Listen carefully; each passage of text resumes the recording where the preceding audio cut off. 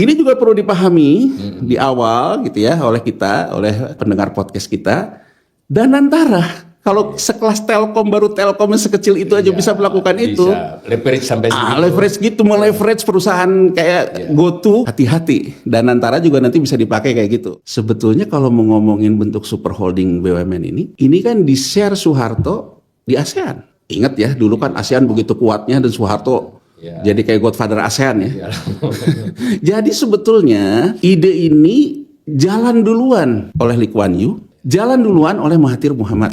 Angka 327 yang juga dikemukakan oleh Presiden Prabowo itu tidak semuanya angka cash basis. Itu pun di APBN 80 triliun. Iya betul. 80 triliun pun di beberapa BUMN untuk bayar dividen pun dia hutang ke bank karena masih ada subsidi lah, masih ada apa. Uangnya nggak ada gitu loh Mas Adli. Ya, menurut buku laba tapi menurut buku cashnya nggak ada gitu. Cara berpikir Undang-Undang BUMN 2003 nanti BUMN hanya satu, BPI Danantara, tapi tetap menjadi bancakannya nggak selesai gitu loh. Ini kan inefisiensi, mohon maaf nih, walaupun Pak Presiden bilang orang mengkritik kabinet dia gemuk, di Danantara ini semakin mempertegas bahwa terlalu banyak kompromi Pak Presiden. Kacau menurut saya.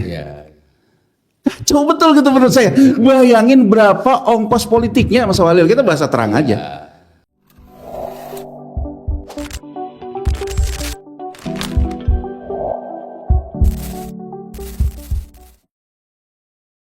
Salam cerdas, ibu bapak saudara-saudara yang saya hormati. Sesi ngobrol ekonomi di kanal ini kembali mendatangkan Mas Yanwar Rizky, teman saya. Assalamualaikum Mas Yanwar. Waalaikumsalam warahmatullahi wabarakatuh. Nah, kali ini kita akan membahas hal yang memang nampaknya menjadi pembicaraan publik yang luas ya, yaitu terkait dengan BUMN. Nah, nanti kita berharap dapat, karena kanal ini intinya adalah untuk membeli literasi. Di sedikit-sedikit kita boleh dong kritik, karena literasi dengan kritik itu kan mudah-mudahan berguna. Karena itu kita nanti mencoba, ini sekilas saja bahwa nanti kita berharap ada penjelasan dari Mas Yanwar itu. Ya BUMN dan Kementerian BUMN itu sejarah umumnya, bukan sejarah teknisnya ya, lalu sampai posisi sekarang. Nah lalu kan ada undang-undang perubahan ya, perubahan ketiga terhadap undang-undang BUMN yang baru saja disahkan oleh DPR. Itu apa saja sih yang paling mendasar dari perubahan itu. Nah kemudian mungkin ada baiknya juga kita biar pemirsa tahu, karena kan beberapa hari ini dapat Danantara sekian ribu triliun terdiri dari ini. Nah, mungkin kita ke hulunya dulu nih, BUMN sendiri itu asetnya berapa, kan kurang lebih begitu. Kemudian dari yang sudah berjalan selama ini, itu identifikasi masalah utama BUMN itu apa. Nah mungkin izin, ini informasi sekilas buat pemirsa. Sekarang ini 2023 itu laporan terakhir 2023 ya, itu 65 ya BUMN yang di bawah Kementerian BUMN. Mungkin tahun ini bisa jadi sekitar 50-an ya atau 45. Ada anak cucunya, cuma nggak ada datanya, itu data 2018, ratusan anak cucu. Nah lalu ada 4 BUMN yang di bawah Kementerian Keuangan ya, tidak di bawah Kementerian BUMN. Ini sekilas juga baru sampai 2023, karena kalau kemarin dari pidato Pak Presiden dan lain-lain itu berarti melesat itu, karena di tahun 2023 total BUMN saja baru 10.402 triliun kan. Kemarin yang di Danantara aja udah 9.000 kayaknya. Enggak, dia bilang 14.791. Nah, iya kan, berarti ya nanti kita tunggu angkanya. Karena ini berdasarkan data laporan teraudited kan. Kita enggak tahu 2020. Dugaan saya kalau berdasarkan linearnya itu ya harusnya sekitar 12.000 saja kan. 12.000 saja ada. Nah, juga ya bagaimanapun sebagai badan usaha kan dia ada utangnya tuh. Jadi ada aset, utang, dan kalau ekuitas hanya 3.444. Sebutlah 4.000 nanti kira-kira gitu ya 2024. Kalau berdasarkan ini konsolidasi ya, berarti rasio laba ekuitas 9,5 ya membaik. Tapi kalau dibandingkan tahun-tahun lampau kan nggak sebaik zaman dulu nih. Kira-kira ini tentu nanti masyarakat bisa tahu. Ya angka ini menunjukkan 2022 lebih baik dari 2020. Itu jelas dong, itu COVID. Tapi dibandingkan masa-masa lalu kayaknya lebih buruk tuh. Sekilas loh ya dari grafik itu juga kan. Next. Nah ini saya sederhanakan, tentu ini belum tentu benar cara ini ya. Cuman kan nggak ada salahnya nih. Kita berpikirnya itu kalau ekonom biasa ini kan ya BUMN ini kan mendapatkan penyertaan modal negara hampir tiap tahun. Lalu dapat bagian laba di penerimaan PNBP. Saya gambar saja. Ya ini sebenarnya common sense ini. Ya kan yang biru itu menunjukkan bagian laba yang diterima tiap tahun. Yang 2025 rencananya 90. Yang 2024 ini belum ada pengumumannya, tapi menurut outlooknya 85 itu. Yang merah-merah itu adalah PMN kepada BUMN, di mana era Pak Jokowi memang PMN-nya gede ya di zaman Pak SBY sedikit. Kalau saya total ya di era Pak Jokowi ini PMN-nya 353, menerimanya 497. Kalau gampangannya kan hanya dapat 150 triliun selama 10 tahun. Nalar ini benar nggak atau ada cara melihat lain? Ini next.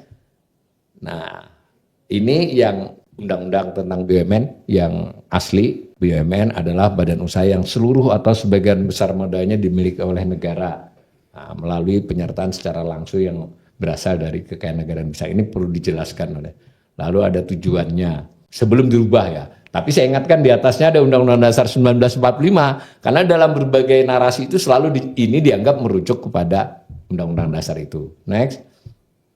Nah ini perubahannya, definisinya berubah. Jadi tidak sama persis. Lalu anak usaha BUMN yang sebelumnya tidak ada jadi ada. Lalu penekanan pada perusahaan perseroan ada. Dan ini ada berbagai tujuan. Nanti mana yang perlu digarisbawahi oleh Mas Yonar perbedaannya terhadap yang lama itu apa. Saya baca undang-undangnya tapi baca cepat. Nah saya coba lihat versi penjelasan. Ini dari Sekjen DPR RI apa yang berubah 10 macam itu. Penyesuaian definisi, pembentukan danantara, pemisahan fungsi regulator dan operator BUMN. Ini menurut Sekjen DPR menjelaskan apa yang berubah. Lalu ada terkait business judgment rule. Nah ini mungkin perlu dijelaskan juga. Lalu ada macam-macam lah. Nah, ada komite audit, ada pengawasan internal, ada macam-macam ini. Ini apakah perubahan ini dibandingkan sebelumnya itu secara substansial apa? Next. Nah, ini versi Tempo kan lain kan menjelaskannya, sebagiannya sama. Nah, saya berharap nanti kami mendapatkan secara umum gambaran sekali lagi BUMN itu apa sih sebenarnya? Selama ini secara prinsip bagaimana dan ketika dilakukan perubahan apa saja, tapi satu-satu dulu Mas. Jadi BUMN itu apa sih sebenarnya, itu dulu buat kita. Ya, pertama gini Mas, kalau kita bicara BUMN ya, BUMN ini kan kalau kita bicara sejarahnya itu berawal dari nasionalisasi perusahaan VOC. VOC ya, ketika VOC. kita merdeka. Jadi kan ada beberapa perusahaan VOC yang berdiri itu dinasionalisasi. Itulah sejarah awal negara kan karena kita menang perang saham VOC itu diambil oleh negara sehingga kita punya saham negara. Itulah awal dari BUMN ya. Nah, kemudian dalam perkembangannya BUMN ini menjadi yang tidak berubah sebetulnya sampai sekarang walaupun perubahan undang-undang ketiga ini menurut saya sedikit bias karena terlalu campur aduk cara berpikirnya, kemudian komunikasi yang disampaikan pun campur aduk gitu ya, sehingga akhirnya kita tidak secara utuh melihat sebetulnya adakah yang berubah secara filosofis tentang BUMN ya. Nah kalau secara filosofis BUMN itu menjalankan yang namanya agent of development, jadi agen pembangunan. Jadi kalau kita misalnya bicara katakanlah sekarang bentuknya danantara, maka sebetulnya kita mencari pemimpin yang mengerti tentang pembangunan, bukan hanya tentang korporasi. Jadi artinya BUMN ini karena badan usaha korporasi, artinya sebetulnya secara filosofis adalah agent of development berbentuk korporasi. Jadi artinya agen pembangunan yang bentuknya perusahaan. Makanya munculnya Danantara itu kan ide awalnya adalah bagaimana negara bisa punya pembiayaan pembangunan di luar APBN. Ya. Tidak ada yang berubah terhadap filosofi dari awal ya, BUMN. Jadi BUMN bisa kita garis bawahi apapun bentuknya, dia menjalankan peran agent of development. Nah, agent development ini kan banyak, ya. Hanya BUMN. Tidak, tapi kan terutama BUMN karena melaksanakan tugas negara ya. Dalam artian agent development banyak tuh gini, satu penyediaan barang publik. Oke. Ya, itu kan penyediaan barang publik itu harus disediakan oleh negara. Kedua, sumber daya alam tadi yang diamanat. Jadi kan kalau amanat konstitusi, negara kita ini kan satu negara kesejahteraan. Negara kesejahteraan. Negara kesejahteraan itu kan harus menyediakan lapangan kerja. Ya kan? Ada pasalnya juga. Ada pasalnya. Menyediakan yang namanya pendidikan, kesehatan dan sebagainya. Betul. Jadi artinya agent of development dia menciptakan menuju negara kesejahteraan. Penciptaan lapangan kerja, job creation. Ya. Kemudian juga menjamin bahwa yang namanya sumber daya alam dan sebagainya itu dilakukan oleh negara, ya kan, untuk kesejahteraan kan, kembali negara kesejahteraan lagi. Berarti kan sumber awal dari BUMN itu adalah kekayaan alam, ya, plus tadi yang dari nasionalisasi VOC itu, yang keuntungan dari pengelolaan ini untuk membiayai menjadi negara kesejahteraan. Nah, negara kesejahteraan itu artinya apa? Menyediakan lapangan pekerjaan, menyediakan barang publik. Nah, BUMN berputar di situ.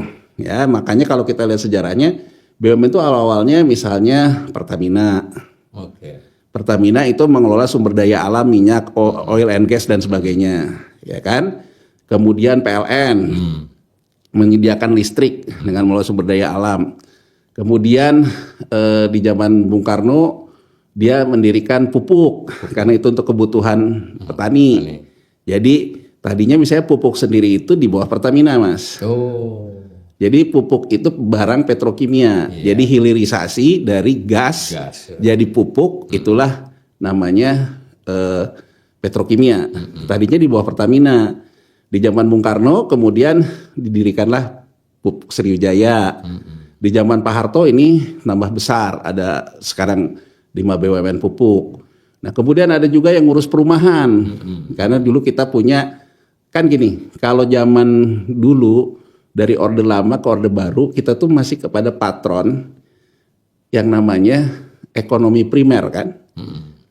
Penuhi dulu pangannya, penuhi dulu sandangnya, penuhi dulu papannya. Nah, sehingga bergerak BUMN awal-awal itu adalah terkait dengan untuk agent of development memenuhi pangan, memenuhi sandang, dan terakhir memenuhi papan. Jadi BUMN itu awal-awalnya ke sana. Nah, tapi kan kemudian berkembang sedemikian rupa. Nah, jadi artinya kalau kita lihat sejarahnya BUMN itu kemudian berada di bawah menteri-menteri teknis. Dulu nggak ada menteri BUMN. Jadi misalnya Pertamina, PLN di bawah Menteri Energi. Karena itu tupoksinya Menteri Energi. Gitu ya. Kemudian misalnya pupuk karena dia industri petrokimia di bawah Menteri Perindustrian. Krakatau Steel karena waktu itu Bung Karno mulai membangun industri baja. Termasuk juga dengan membentuk Krakatau Steel di bawah Departemen Perindustrian.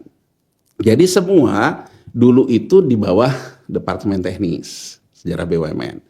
Nah, tahun 80 ya Mas, seperti juga ditulis majalah Tempo ya. Tahun 80 itu sebetulnya memang ada kebijakan Pak Soeharto yang dikenal dengan kebijakan 80. Kebijakan 80 itu sebetulnya kebijakan ekspansif. Pembangunan yang ekspansif. Tapi pada waktu itu perlu diingat dari tahun 1970 sampai dengan 1978 kita tuh mengalami era oil bomb. Jadi harga minyak yang tinggi. Di saat waktu itu juga cadangan minyak kita masih banyak, bukan kayak sekarang. Bahkan kita waktu itu kan menjadi pemimpin juga di OPEC. Jadi kalau kita ingat waktu kita masih kecil, Pak Subroto yang selalu dengan dasi kupu-kupunya gitu ya. Jadi betapa pada waktu itu kita merasakan yang namanya surplus harga minyak. Nah, karena surplus harga minyak itu masuk ke dalam penerimaan APBN kita, penerimaan negara. Makanya kan kalau kita lihat dalam struktur penerimaan negara kita, dulunya mendapatkan penerimaan dari sektor migas. Sekarang kan sudah enggak. Ya kan? Surplus yang banyak dari tahun 70-78 ini, pada waktu 78 harga minyaknya turun. Kemudian tahun 80 dunia krisis karena gagal bayar surat utang Amerika Latin. Jadi berbeda betul kita dengan Amerika Latin waktu itu. Amerika Latin sama kita, banyak cadangan minyaknya, tapi dia kemudian menerbitkan surat utang dengan menggadaikan lah kurang lebih ladang minyaknya. Dengan dia menerbitkan surat utang di tahun 78 harga minyak jatuh, dia kemudian gagal bayar surat utang. Jadi kalau orang bilang di dunia ini pernah nggak terjadi yang namanya gagal bayar surat utang negara? Ada, tahun 80 negara Amerika Latin. Nah, yang pertama kena itu adalah Meksiko, kemudian Argentina. Dan Argentina kan makanya sampai sekarang terkenal dengan negara yang krisis gak selesai-selesai ya, walaupun sekarang dia punya presiden yang memang punya pendekatan berbeda. Nah, pada waktu itu sebetulnya kita itu melangkahlah di depan kurva. Ya, melangkah depan kurva. Keuntungan migas ini dipakai apa? Di sisi APBN dipakai membangun daerah transmigrasi, menyediakan lapangan kerja, infrastruktur, menyiapkan, walaupun Mas ada juga protes orang bahwa transmigrasi mengakibatkan terjadinya penyeragaman pangan kita. Beras. Tapi kan kalau kita lihat bahwa cetak sawah yang berhasil ya program transmigrasi. Ya, bahwa tanahnya disiapkan untuk siap sawah, irigasinya disiapkan. Kemudian land reform di situ gitu ya, dibagi-bagikan 2 hektar orang dari Jawa pindah gitu ya. Itu job creation-nya.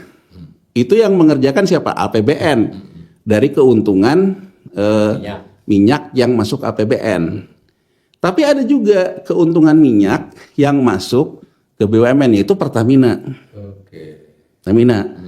Jadi kalau sekarang misalnya Presiden Prabowo mengatakan siapa yang korupsi menghalangi saya sikat gitu ya.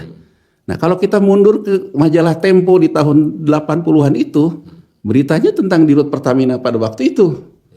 Ya kan, yang juga disikat juga kan oleh Pangkop Kamtib waktu itu kan, disikat juga oleh Pangkop Kamtib karena keuntungan BUMN itu yang dikorupsi lah. Nah, dari situ muncullah ide seperti yang dikatakan di majalah Tempo, yang katanya bahwa Danantara ini historical ya buat Presiden Prabowo. Saya nggak tahu ya detailnya, tapi kan kalau di situ dikatakan tapi isinya bahwa tahun 80 bapaknya Pak Prabowo, Prof Sumitro, Pak Cim punya ide 1-5% laba dari BUMN itu dipakai untuk pembangunan. Nah, sebetulnya kalau kita ingat lagi ke belakang dan bisa kita search lagi ke belakang, di tahun 80 itu Mas muncul yang namanya dana kemitraan, yang kalau sekarang itu dikenal dana CSR. Yang dari BUMN itu diambil dari labanya 1-5%, yang kemudian dikelola oleh yayasan. Ada Yayasan Super Semar, ada Yayasan Darmais. Ini yang orang bilang sekarang kalau orang bilang itu Sovereign Welfare Fund. Jadi artinya Sovereign Welfare Fund itu adalah dana yang diperoleh negara dari keuntungan apa, dipakai untuk investasi untuk kesejahteraan masyarakat. Kan Super Semar untuk beasiswa, Darmais untuk kesehatan, bentuknya yayasan. Walaupun di kemudian hari inilah yang menjadi isu terbesar tentang Soeharto ya, korupsi tentang dana yayasan ini. Jadi clear, kalau kita bicara yang dimaksud 1-5% sudah pernah dilakukan. Dan kita pun sekarang ada dalam bentuk dana CSR, ya. Nah, kemudian di tahun 97 terakhir kabinet akan dibentuk oleh Soeharto. Ini cerita yang saya dapatkan dari Pak Tantri, Menteri BUMN pertama. Tantri Abeng. Nah, Pak Tantri bilang bahwa pada waktu itu, ya tentu kan Pak Prabowo punya versi. Kalau saya kan sebatas pernah ngobrol aja sama Pak Tantri, gitu ya.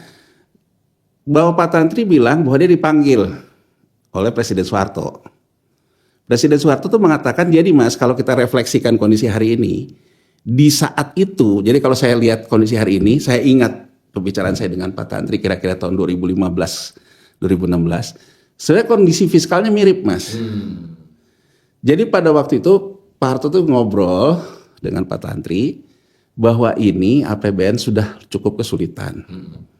Karena bonanza minyak udah nggak dapet, ya kan, produksi udah turun, harga turun gitu ya, sehingga akhirnya malah kita harus mensubsidi BBM hanya untuk mengendalikan harga, sementara produksi juga turun.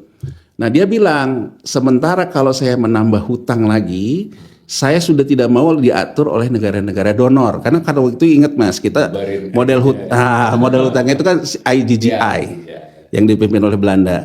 Dia bilang saya udah nggak mau diatur oleh IGGI karena setiap ambil hutang ngatur, ya kan? Nah, ada nggak, kita bisa nggak pakai BUMN untuk menggantikan peran APBN?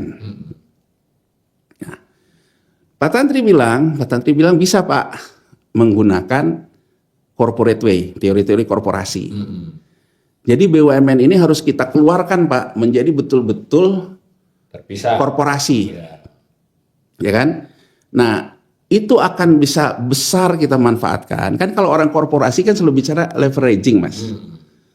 Ya, jadi leveraging itu kalau sekarang kita punya uang di kantong 100, gimana caranya jadi 1000? Itu kan orang-orang korporasi ya.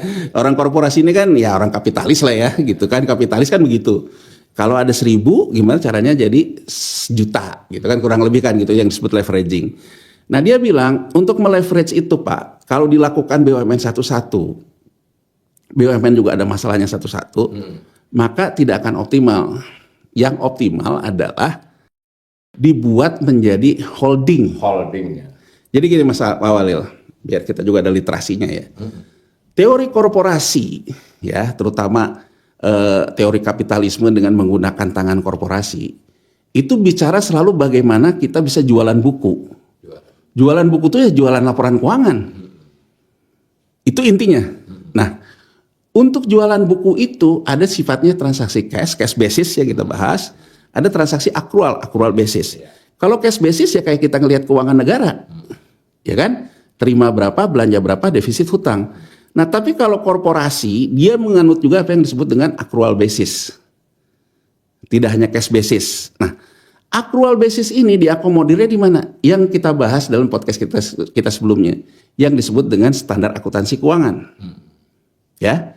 Jadi saya bisa melakukan revaluasi nilai aset saya ataupun nilai saham saya kalau saya bisa merevaluasi secara akrual komponen aset saya. Saya ambil contoh biar publik juga rada paham gitu ya. GoTo ya, saham GoTo. Saham GoTo itu untuk dia mencapai valuasi baru harga sahamnya gitu ya. Dia melakukan apa yang disebut dengan akuisisi, merger, holdingisasi. Karena ini aksi korporasi yang 3 ini yang mengakibatkan di standar akuntansi ada yang disebut dengan revaluasi. Jadi leveraging itu muncul awalnya di sini Mas Awalil. Jadi pahami dulu gini, kalau sekarang saya punya buku 100, gimana caranya saya bisa punya 1000? Maka saya harus masuk ke dalam yang namanya revaluasi.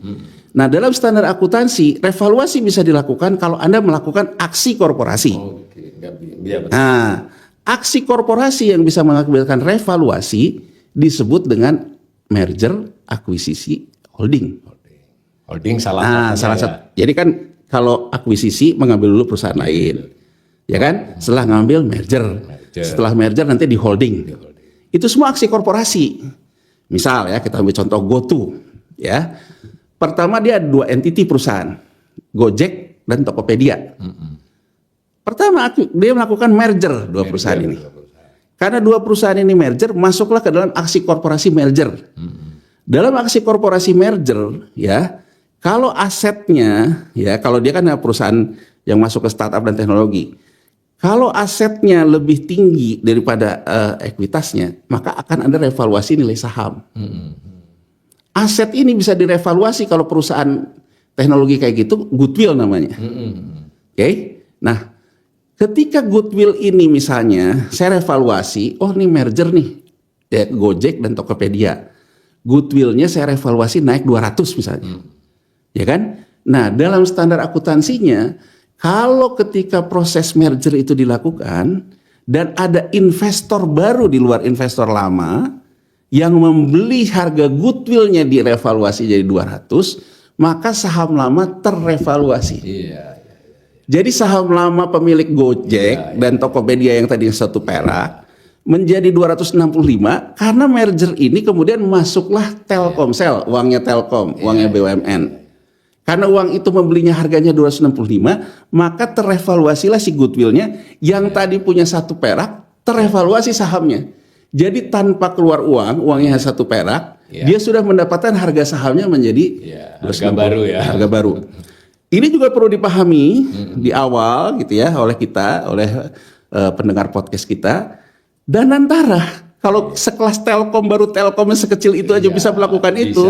Leverage sampai segitu. Leverage gitu, meleverage perusahaan kayak GoTo gitu ya yang hati-hati. Dan antara juga nanti bisa dipakai kayak gitu. Itu catatan kita dan kita bisa bahas nanti. Nah, intinya adalah kembali ke cerita tadi. Kalau misalnya BUMN ini dilakukan satu merger, dia akan melakukan revaluasi. Maka nilainya punya leveraging baru. Kemudian pada akhirnya jadi super holding di atas. Nah, Tidak sekedar holding tidak ada super holding. Yang tadi angkanya bisa kita lihat. Kalau sampai 2023 kan angka tadi kan 10.400. Ya, kalau menurut Presiden Pak Bro 14.400. Saya nggak tahu ya apa laporan keuangan 2024-nya naik segitu. Kita belum tahu. Belum tahu ya. Jadi 10.000 itu gitu ya. Hutangnya tadi 6.000 berapa? 6.600.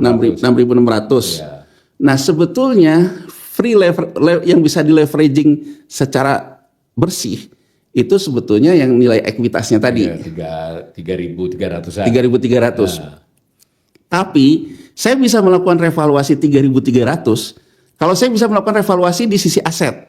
Oh, aset dulu. Misalnya asetnya saya revaluasilah harga tanah. Naiklah asetnya, naik mas ininya. Mungkin 14.000 itu ada revaluasi seperti itu. Ya. Jadi intinya yang ingin saya sampaikan, teori korporasi itu kalau digabungin semua, kita akan punya aksi-aksi korporasi yang bisa membuat leveraging yang pada akhirnya untuk pembiayaan pembangunan. Itu intinya. Jadi positifnya di situ. Nah, kembali lagi dari cerita itu, setelah itu dibentuklah Kementerian BUMN.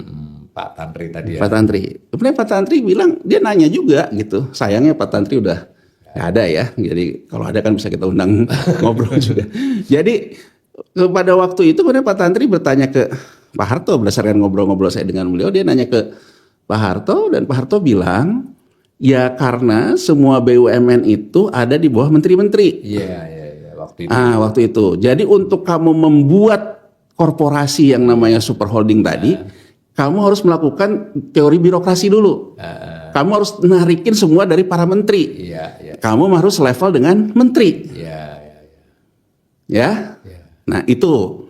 Terus kedua, bahwa siapakah sebetulnya pemegang saham negara itu direpresentasikan di siapa?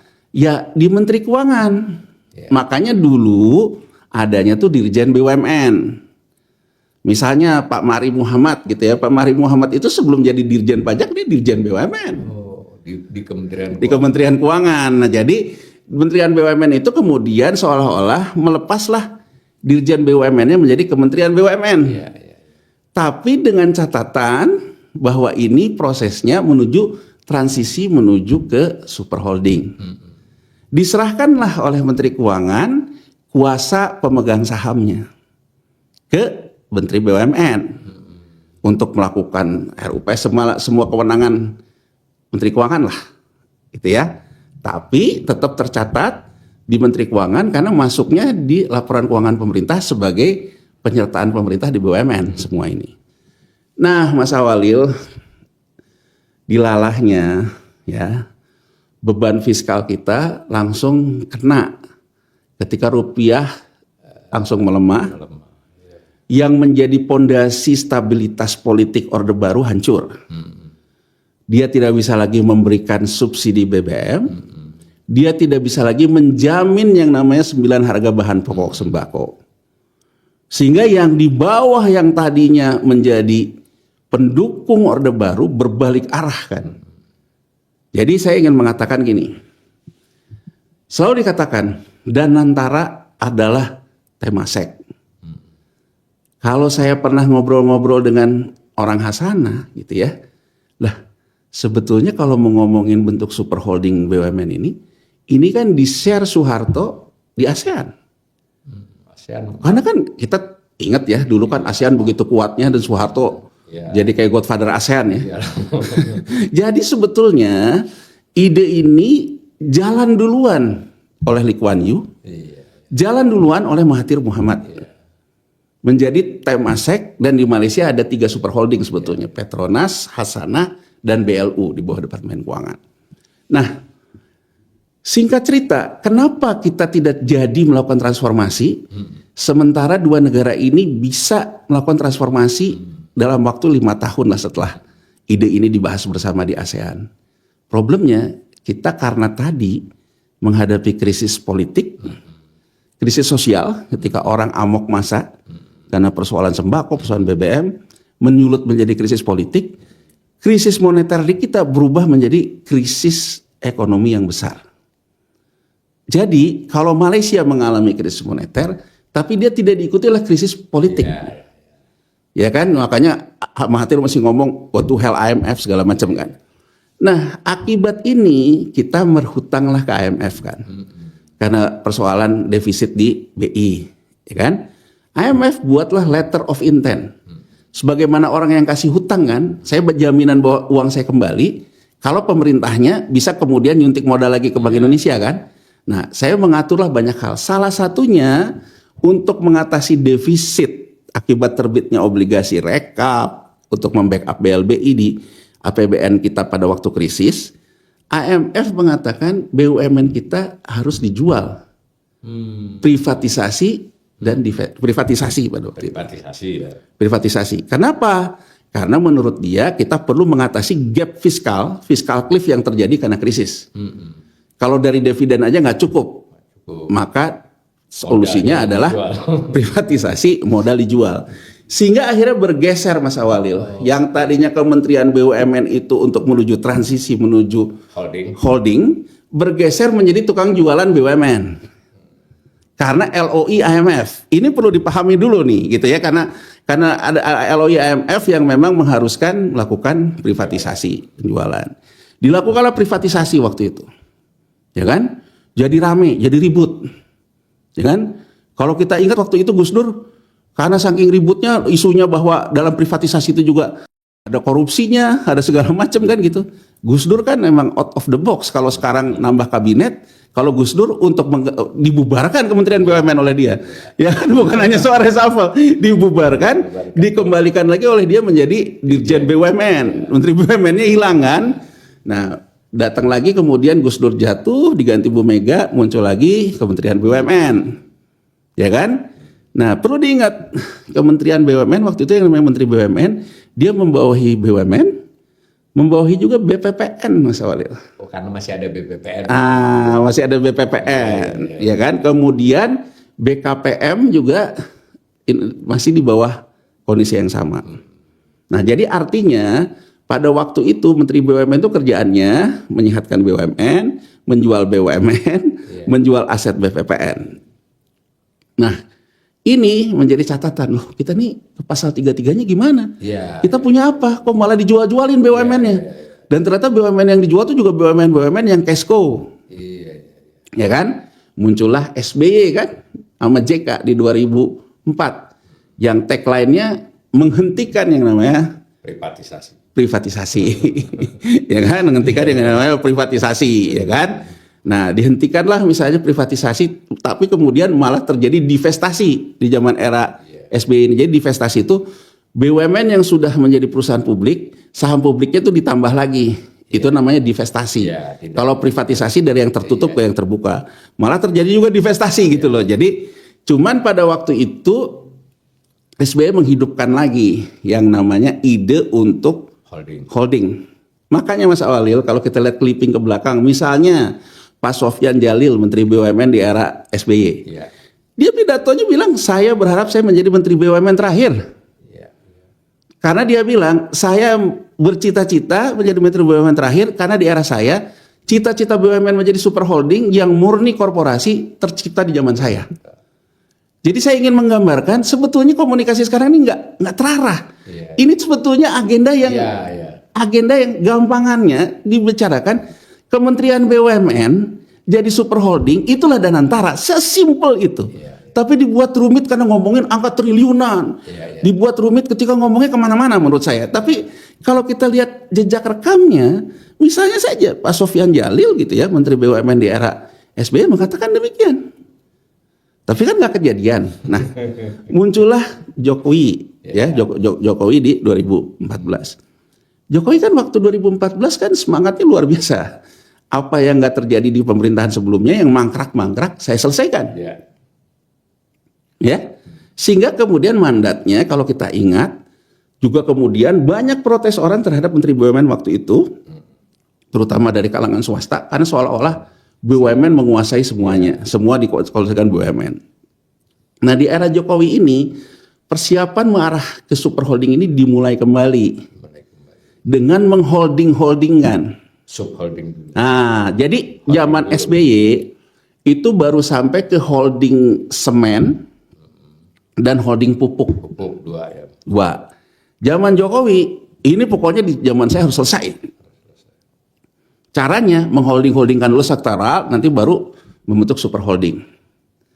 Nah, ini perjalanan berikutnya begitu Jokowi yang kedua, cara berpikirnya beda lagi. Yang tadinya berpikir konsolidasi modal negara, cara berpikirnya jadi beda lagi gitu kan. Bahkan kan semakin jelas bahwa siapa yang menang pemilu, dialah yang pegang BUMN kan, kurang lebih kan begitu ya. Jadi artinya agenda konsolidasinya tuh terhenti dan kemudian ya seperti kita lihat lah. Nah, sampai di situ Mas Awalil, itulah sejarah BUMN kita. Masuklah Prabowo. Ya.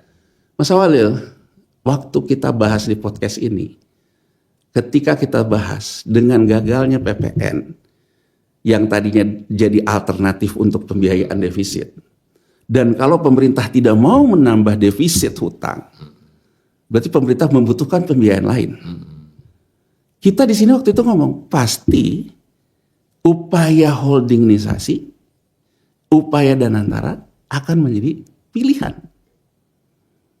Jadi saya ingin kita menegaskan di sini, walaupun saya ya zaman Orde Baru itu ya masih mahasiswa ya, saya udah kerja, udah di bursa. Pas 98 saya udah di bursa, jadi saya menangani krisis moneter pada waktu itu ya, sedikit banyak saya tahu. Tapi kan saya tidak sedalam sekarang lah dalam melihat.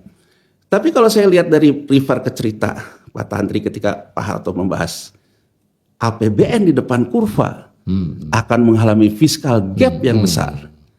Sebetulnya sekarang sama juga ada di Prabowo Subianto. Menurut saya Prabowo Subianto sebagai presiden tahu bahwa di depan kurva dia akan menghadapi masalah yang sama. Nah, dia kemudian menghidupkan lagi kan ide ini. Nah, saya Mas Awalil, kita dan saya rasa juga publik juga harus setuju. Tidak ada yang salah dengan ide holdingisasi. Karena kalau kita ingin memanfaatkan pembiayaan lain di luar APBN, kita tuh tertinggal betul dibandingkan Malaysia, Singapura yang dulunya adik kita di ASEAN. Kakak tertua malah belum jadi-jadi. Iya nggak? Iya nggak? Tapi Mas Awalil yang jadi catatan tadi juga dalam pengantar kita, apa yang terjadi di perubahan ketiga undang-undang ini? Saya melihat gini Mas Awalil, undang-undang ini sebetulnya yang mana? Gitu kan? Karena beredar macam-macam nih. Dari yang ini saya dapat yang ini, yang itu, yang ini. Dan kemudian ternyata saya dengar-dengar ketika paripurna pun anggota itu juga tidak pegang katanya gitu. Ya kan, tidak pegang, kemudian akhirnya dia setuju. Nah, di sini Mas Awalil, ide bagus menjadi berantakan karena adanya tarik-menarik kepentingan yang diakomodir. Dan kemudian saya baru paham, oh ini yang dinamakan keberlanjutan. Kita ingat gitu Mas Awalil membuat undang-undang cipta kerja. Nggak ada hearing publik, nggak ada apa, nggak ada segala macam. Kebut jadi, tapi isinya berantakannya minta ampun. Ya kan? Ini juga yang saya lihat di undang-undang BUMN yang sekarang ini, yang ada Danantara ini. Tanpa pembahasan, tanpa apa, membuat undang-undang BUMN. Ibu, Bapak, saudara-saudara, kita sudah mendengar penjelasan panjang tadi dari Mas Yanuar. Ini menurut saya menarik. Jadi beliau ini ketika saya tanya sejarah BUMN dijelaskan dengan cara yang unik ya. Jadi bukan tanggal, bukan nama, bukan peristiwa, tapi substansi dari perkembangan sejarah BUMN. Jadi kalau saya boleh simpulkan, nanti dibenarkan kalau saya salah.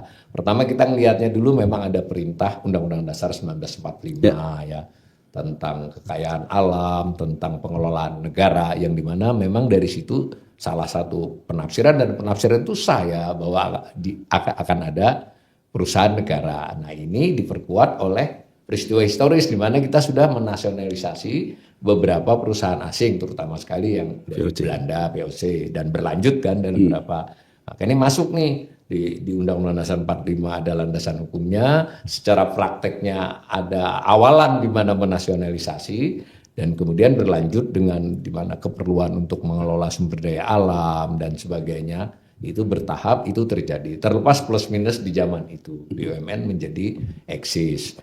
Nah, ketika di era Orde Baru Soeharto ini BUMN makin eksis, dan salah satu pendorongnya itu adalah bonansa minyak ya, kira-kira begitu. Jadi duit yang banyak dari Pertamina, lalu itu untuk Pertamina sendiri maupun untuk APBN. Jadi APBN juga memungkinkan lagi membackup beberapa BUMN yang sebetulnya mungkin tidak bagus ya, rugilah. Tapi sebagai pelayanan publik BUMN itu jadi berjalan lah, terutama di era ketika Soeharto memiliki kelebihan anggaran. Nah, lalu rupanya dunia berputar ya, minyaknya harganya turun, produksi kita turun, cadangan kita berkurang, dan kita harus puji juga ini Soeharto ternyata kalau istilahnya beliau ini mendahului kurva. Dia sadar, sudah cepat sadar bahwa ini akan menjadi masalah dan sudah mulai jadi masalah, sehingga dia mungkin panggil beberapa orang ya, dan kita masih simpang siur ini nanti kita. Tapi dari beberapa pemerintahan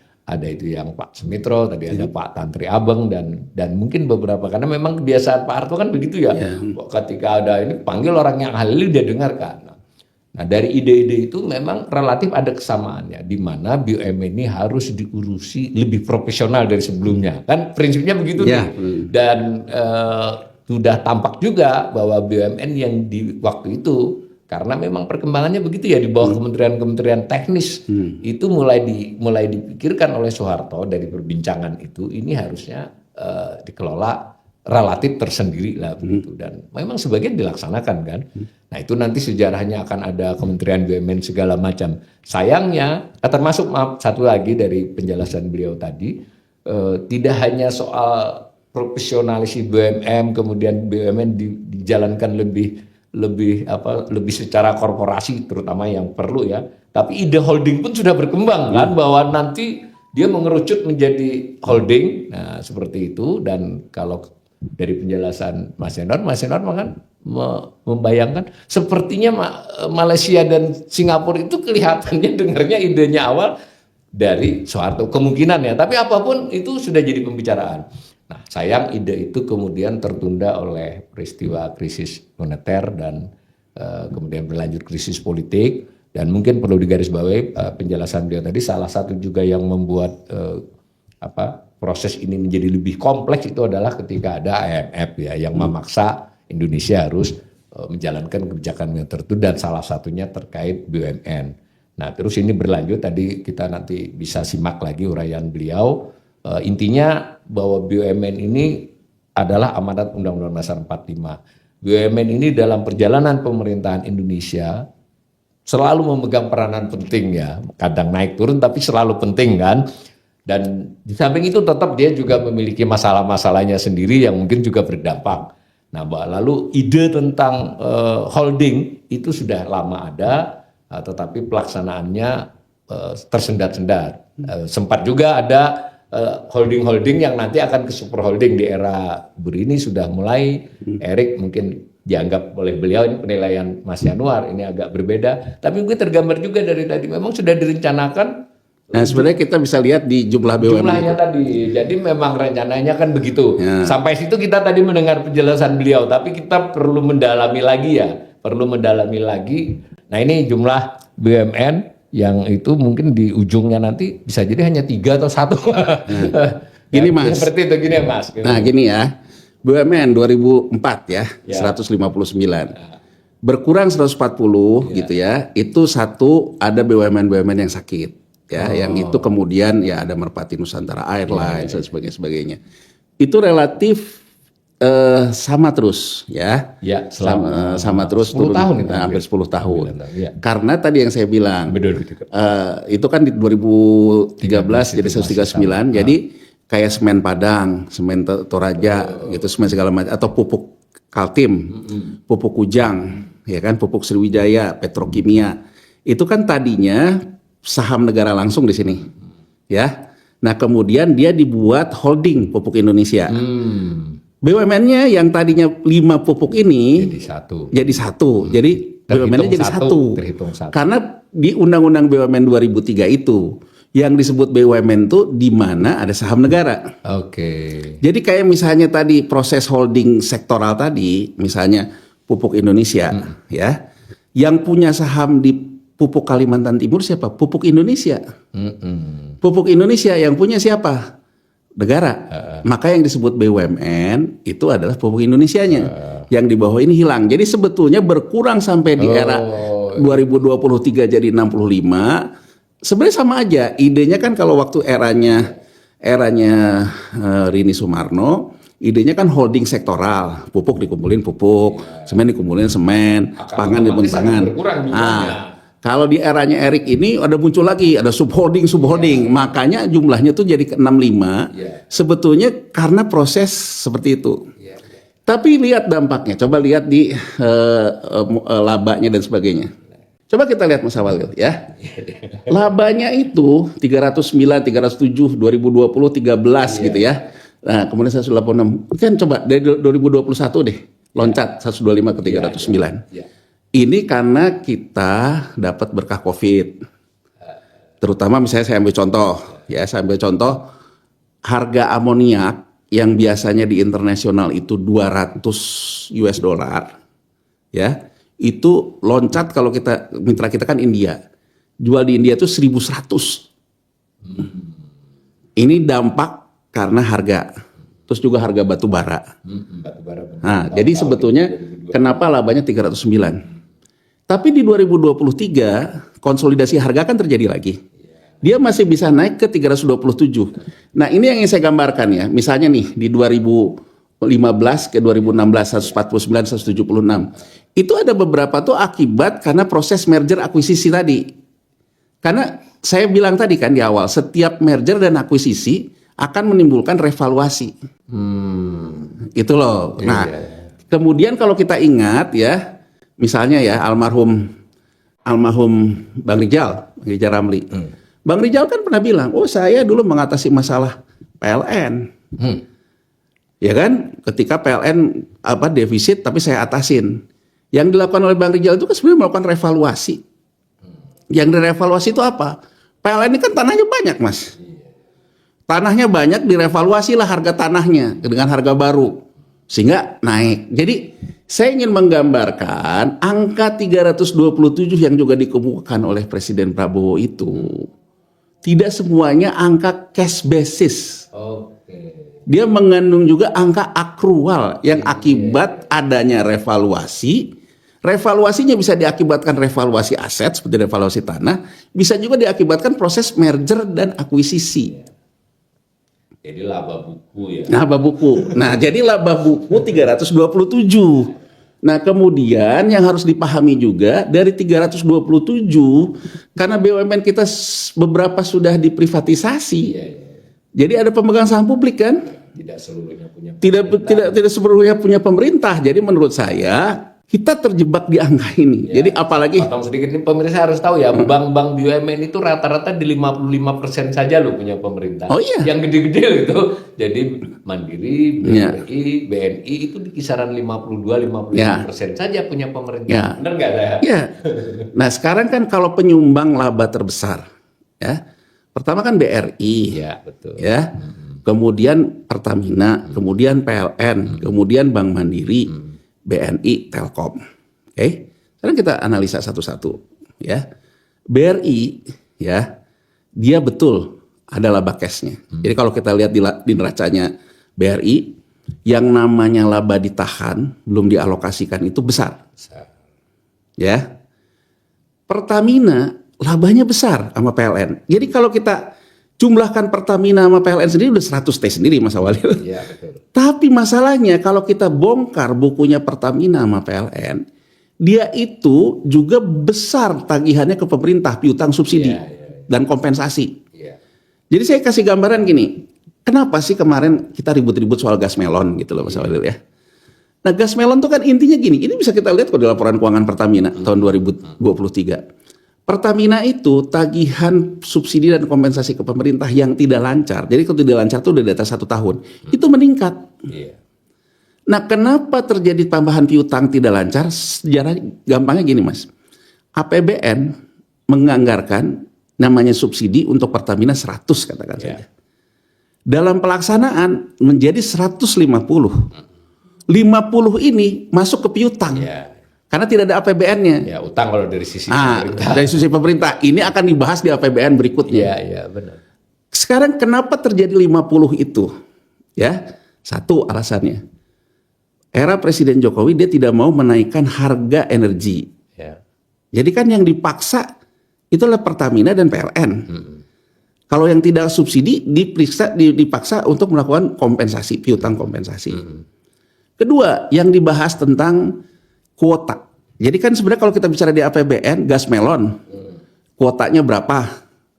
Nah, over kuota. Kenapa over kuota ini dibiarkan? Saya ingin mengatakan, inilah mahalnya untuk menang pemilu. Gitu loh Mas Awalil ya kan, inilah mahalnya untuk menang pemilu. Ketika waktu sebelum pemilu, over kuota ini dibiarkan. Karena kan takut terkait suara dan sebagainya kan. Nah, kalau sekarang over kuota ini dibiarkan di tengah APBN yang belanja rutinnya naik karena beban hutang jatuh tempo yang naik, maka yang jadi problem adalah di Pertamina, dia kondisi di neracanya itu dengan piutangnya yang besar, dia kan atasi juga dengan hutang bank untuk modal kerja, dia atasi juga dengan penerbitan global bond. Kalau enggak cash flow dia berantakan. Nah sekarang kalau misalnya dibiarkan lagi over kuota ini, Pertamina nambah di sini, yang akan kena rating global bond dia turun. Rating global bond dia turun, biayanya lebih besar, dan dia tidak bisa menutupi modal kerjanya. Jadi saya ingin mengatakan dari case tadi itu saja, bahwa BUMN dengan kita mengambilkan 327 katakanlah dikurangi saham publik, katakanlah saham publik. Ya kita punya net katakan 250 ya. Dari 250 itu juga kita harus hitung betul free cash flow-nya berapa. Karena dari 250 itu juga ada yang dibebani dengan menerbitkan hutang juga di BUMN-nya. Ini Pertamina dan PLN. Nah terus bagaimana dengan yang bank ini? Bank Mandiri, BRI, BNI. Mereka ini kan kalau kita lihat dari laba yang ditahannya itu, masuknya itu kan di kas dan setara kas. Yang banyak masuk itu kan di setara kas, menopang membeli surat utang negara seperti yang kita bicarakan. Setara kas dia beli yang surat utang. Jadi artinya kalaupun ini dipakai untuk leveraging sekuritisasi, lah dia sendiri sudah ada di surat utang negara. Ya kan berarti kan harus ada instrumen bagaimana antara instrumen ini bisa tukar menukar misalnya dengan kalau ini mau dipakai Danantara nantinya. Itu kita bicara teknokrasinya. Tapi saya ingin mengatakan bahwa free cash flow-nya nggak segitu. Nah, terus bagaimana pemikiran tentang laba ini gitu ya, Mas Awalil ya. Kan gini ceritanya. Kita itu campur aduk di publik. Publik dikatakan bahwa ini sovereign welfare fund. Kubu yang menolak Danantara, ngapain sih gini-gini? Kan kita udah punya INA, Indonesian National Authority, Sovereign Welfare Fund. Saya termasuk yang mengatakan beda. Karena kalau ini mengkonsolidasikan laporan keuangan. Terus orang bilang, ultimate goals Danantara ini apa? Kayak Temasek. Itu dikatakan oleh Mulyaman Hadad. Yang sekarang jadi kepala BPI Danantara. Orang bilang, jauh antara Danantara dengan Temasek. Kalau kita lihat undang-undangnya, secara bisnis model Danantara memang ikut Temasek. Karena di undang-undangnya ada BPI Danantara di atas, di bawahnya ada holding investasi, itu adalah SWF. Ada holding operasional, itulah yang menggabungkan seluruh BUMN, Mas Awalil. Tadi ya. Kalau holding investasi ini apa? Holding investasi, misalnya saya ambil contoh di Venezuela, ya. Venezuela punya yang namanya holding investasi SWF. Dia minyaknya masih banyak masalahnya kalau Venezuela, ya kan? Setiap keuntungan minyak oleh pemerintahnya tidak dipakai, tidak diambil lah menjadi dividen di APBN, dia kasihlah ke SWF-nya. Tapi si SWF ini berkewajiban mengatasi biaya pendidikan, biaya kesehatan, dan biaya jaminan sosial. Jadi kurang lebih SWF-nya di Venezuela itu kalau di kita BPJS Ketenagakerjaan, BPJS Kesehatan, yang mengelola uang hasil laba minyak. Nah, sekarang cara berpikir yang 327 dikatakan oleh Presiden Prabowo, saya ingin kita meliterasi ke publik. Kan 327 ini selama ini masuk ke APBN. Itu pun di APBN 80 triliun. Iya, betul. Ya. Tidak seluruhnya. Nah, kan pakai dividen payout ratio. Iya. 80 triliun pun di beberapa BUMN untuk bayar dividen pun dia hutang ke bank karena masih ada subsidi lah, masih ada apa. Uangnya nggak ada gitu loh Mas Adi. Ya, menurut buku laba tapi Menurut buku cashnya nggak ada gitu karena masih ada hutang subsidi lah, masih segala macam gitu ya. Jadi untuk nyuplai 80 aja walaupun laba dia masih hutang ke bank. Itu realita yang kita lihat kondisi saat ini. Belum persoalannya ada BUMN yang sakit-sakit. Iya, iya, iya. Tadi angka Mas Awalil menunjukkan dividennya segini, PMN-nya hampir sama. Iya, iya, iya. Nah, ini Mas Awalil kalau dilihat sekarang konteksnya. Jadi BUMN yang laba ngasih dividen ke pemerintah. Ada BUMN yang perlu PMN Ya, ya. sama pemerintah disuntik, dia bolak-balik. Nah, dengan nanti ada holdingisasi ini, urusan kayak gini sudah tidak membebani APBN. Oh, itu maksudnya ya. Itu maksudnya. Jadi nanti itu Anda ngelola laba Anda mau suntik, saling silang gitu. Ada akuisisi internal, ada nanti namanya transfer pricing dalam istilah positif ya. Misalnya BRI gitu, dia labanya 40 triliun. Ya kan? Dalam arti 60 katanya sekarang. sekarang 60 triliun. Dia misalnya menopang yang namanya sister company-nya karena nanti dari satu grup misalnya. BUMN Karya misalnya katakan saja. Ya kan BUMN Karya. Oh, gitu. Itu diatasin sendiri oleh Danantara sehingga APBN tidak terganggu lagi yang namanya membicarakan PMN. Tapi dia juga nggak dapat dong PNBP-nya. Nah, yang jadi pertanyaan ya, kalau sekarang sama sekali tidak mengambil dividen, berarti APBN akan tergerus lagi 80 triliun. Ya, 90 kalau tahun 90 triliun, ya kan 90 triliun akan tergerus lagi. Ya. Ya kan? Jadi kalau kita mau ngelihat cara berpikir gini, yang disebut bahwa saya menghemat APBN saya kasih ke Danantara, gitu kan kata Pak Presiden. Sebetulnya hanya angka 90, angka negara tidak menerima lagi dividen. Tapi saya ingin mengatakan juga di banyak negara ya tetap saja yang namanya misalnya Temasek yang super holding di atasnya, kan super holdingnya nanti juga ada laba di dianya. Setelah dia ngasih reinvestasi, ngasih segala macam, ini tetap masuk ke dividennya. Nah, yang jadi sedikit tricky di sini, terus yang dikatakan saham negara yang mana? Karena nanti BUMN kayak Pertamina pun anak perusahaan BP Holding Operasi Danantara, kan gitu? Tidak negara langsung. Yang negaranya kan Danantaranya. Danantara. Seperti holdingnya. Nah, jadi kalau kita pakai cara berpikir Undang-Undang BUMN 2003, nanti BUMN hanya satu, BPI Danantara. Jadi yang disebut BUMN adalah di mana saham negara itu ada gitu. Nah, kemudian yang punya saham di BRI, di Pertamina, di segala macam, nanti siapa? BPI Danantara kan? Nah, saya agak sedikit bingung di undang-undang ini, Mas Awalil. Paling mendasar ini. Paling mendasar. Saya bingung, ternyata undang-undang ini mengenal saham seri A, seri B. Betul. Seri A itu adalah Menteri BUMN 1%, ya kan? Ya. 99% dan antara seri B. Terus saya pikir, seri A ini apa? Bayangin Mas Awalil, seri A ini yang menentukan, yang itu regulator dan operator. Dia menggunakanlah istilah, seri A ini saham regulator. Seri B itu saham operator. Sorry ya, Sorry ya kan gitu. Yang namanya regulator tuh menteri-menteri teknis. Selama ini. Ya iya dong. Kalau misalnya, Iya. misalnya sekarang Menteri ESDM Iya. ingin menggenjot yang namanya eksplorasi gas yang dilakukan Pertamina. Siapa regulatornya? Menteri ESDM. Mana ada Menteri BUMN? Iya. Kemudian ada regulator mengatur tentang bagaimana keseimbangan terhadap pengelolaan kekayaan negara. Itu kan Menteri Keuangan. Jadi maksud saya, kok aneh ya? Iya. Menteri BUMN negara, BPI antara negara, dua-duanya setingkat menteri, dua-duanya ikut sidang kabinet, kita berikan 2 jenis saham. Saya menilainya, oh ini sih kompromi yang tidak selesai. Ada di pasar loh seri A, Seri B. ada. Nih, saya ingin menggambarkan. Seri A, seri B muncul di mana? Seri A, seri B itu muncul di Indosat. Karena waktu itu Indosat melepas semua saham pemerintah. Orang ribut, protes segala macam, wah gejolak segala macam. Akhirnya ditempuhlah solusi bahwa kita melepaskan semua saham itu waktu itu ke Temasek. Kalau sekarang kan Qatar, Uredo. Dulunya kan ke Temasek. Iya, waktu pertamanya. Tapi pemerintah sampai sekarang punya saham 1%. Itu yang disebut saham diwarna. Tapi kan pemegang saham lainnya itu kan memang asing. Bayangin nggak Mas Awalil?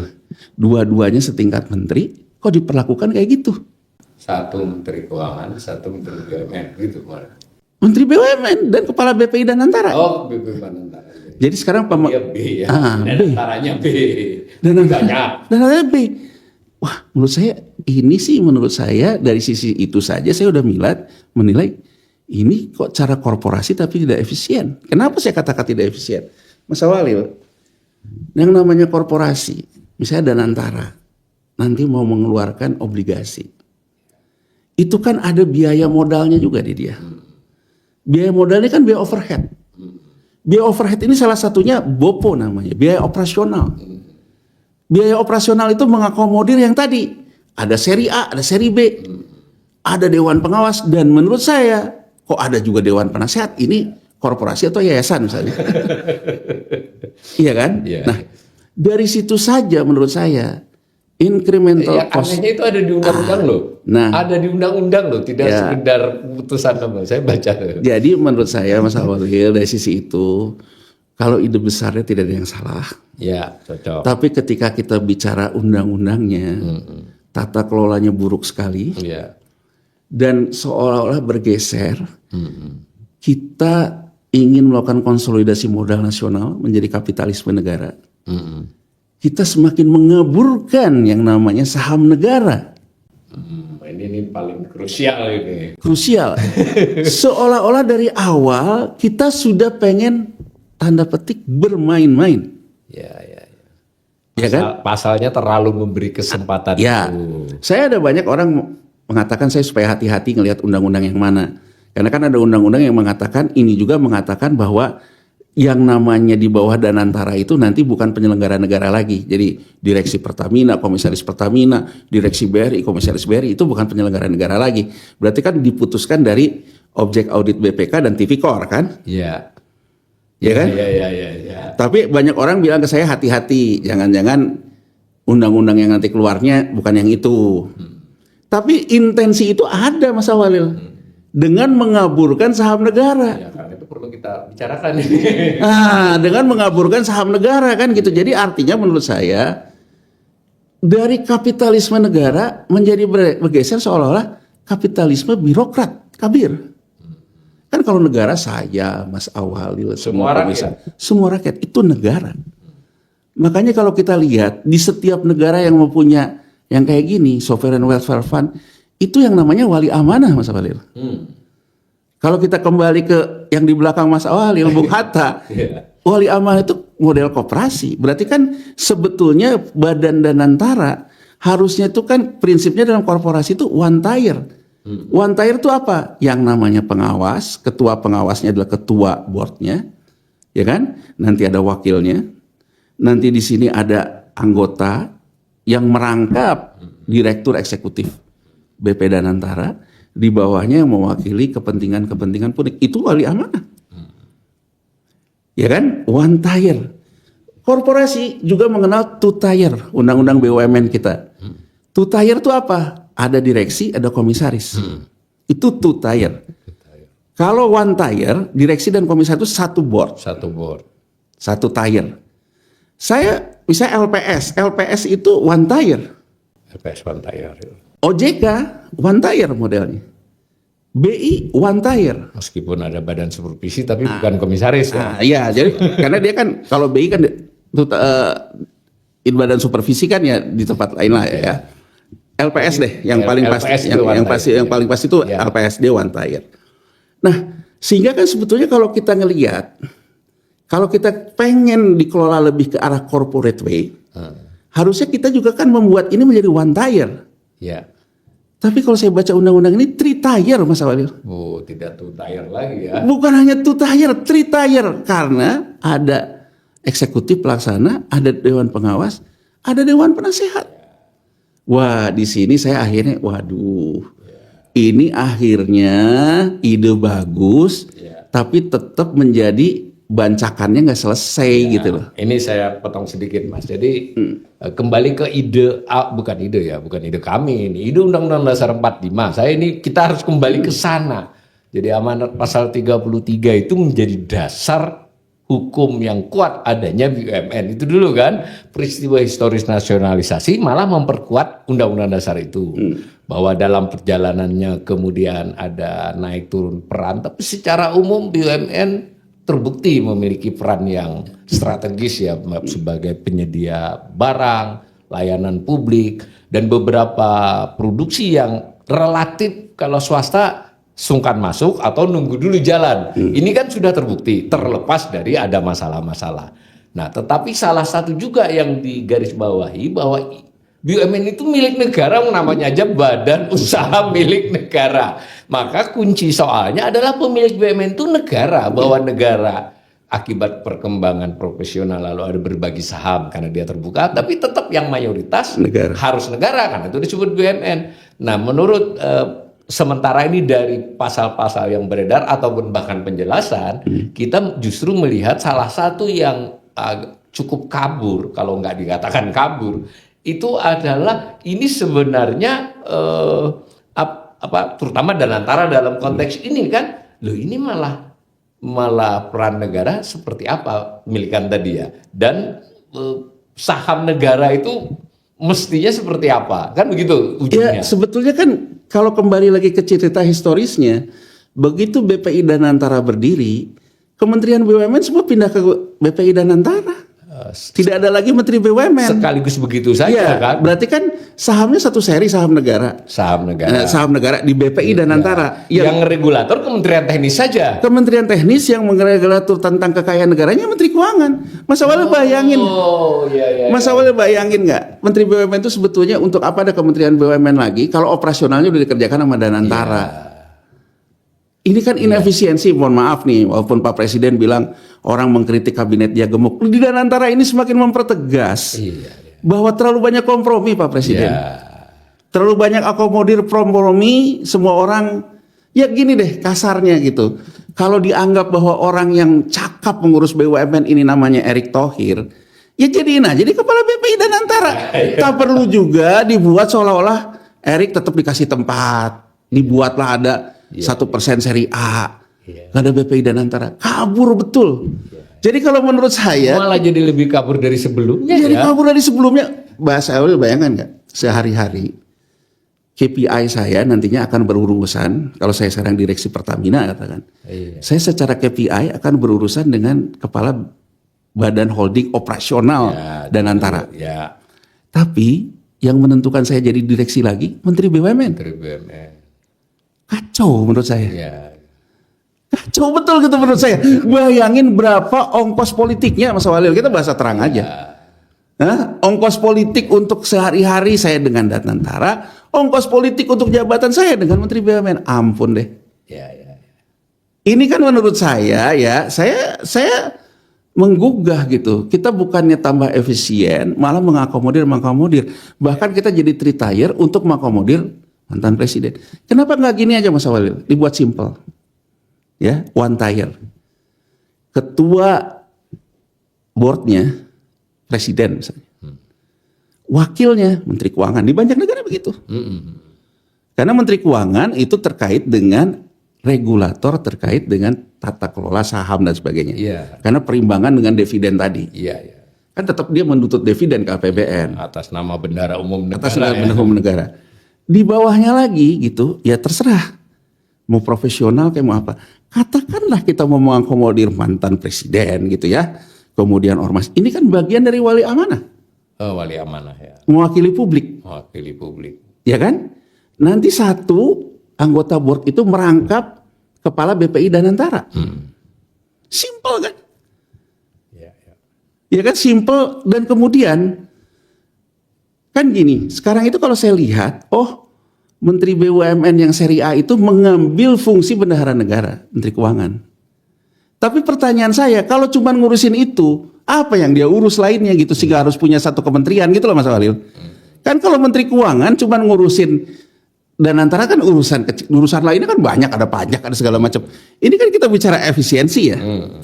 Lah terus kalau Menteri BUMN masih ada mengambil peran Menteri Keuangan, lah urusan dia sebetulnya apa? Sehingga tetap harus ada mesin birokrasi gitu loh Mas Walil. Jadi dari sini saja menurut saya, waduh mohon maaf nih. Iya. Jadi artinya ide ini bagus, Iya. tata kelolanya buruk, Iya. ya kan? Dan kalau sudah gini loh Mas Walil, di dalam dunia korporasi ini, kan orang selalu bilang, no trust, no deal. Kalau nggak ada kepercayaan, nggak ada deal. Atau orang-orang, kan ini intinya ujungnya nanti kapitalisme ya, kapitalisme negara yang bermain dengan pasar. Orang selalu ngomong, my word is my bond. Omongan saya itu Adalah. nah, kenapa sekarang orang ramai-ramai muncul distrust? Kalau gitu kita ambil aja deh uang kita di bank BUMN, itu terjadi Iya, kan? iya. Distrust ini kesalahan komunikasi menurut saya. Iya. Karena yang orang lihat isinya bukan kapitalisme negara, bagaimana kita bersatu sebagai bangsa, tapi orang lihat bagi-bagi jabatan. Iya. Yang orang lihat loh, ini kan kacau. Sementara literasi tentang bagaimana Danantara juga dibawa ke historis yang nggak Iya. pas lah menurut saya ya. Jadi harusnya kan dijelaskan ini tuh sebetulnya Kementerian BUMN jadi corporate. Iya. Ya kalau nggak ini yang sekarang yang masih hidup Pak Sofyan Djalil deh bekas Menteri BUMN. Iya. Pak Sofyan Djalil kan bilang saya ingin jadi Menteri BUMN yang terakhir Iya. karena berikutnya sudah jadi super holding. Iya. Harusnya Menteri yang sekarang Erick Thohir juga punya semangat yang sama. Iya. Oke, kita tutup di sini dulu. Nanti Ya. kita akan lanjut ya. Sekali lagi ini baru tahap ini kami ingin menduduk soalkan Ya. peran BUMN dalam perekonomian negara ini, dan kita juga menyadari dan juga memang semua menyadari bahwa perkembangan perekonomian dunia, perkembangan perekonomian kita itu memang memberikan kesempatan, peluang sebenarnya kan bagaimana yang namanya BUMN itu ditempatkan secara benar. Nah di sesi berikutnya Mas Walil kita bicara sebetulnya teknokrasinya gimana. Nah, begitu ya. Mudah-mudahan ini bermanfaat.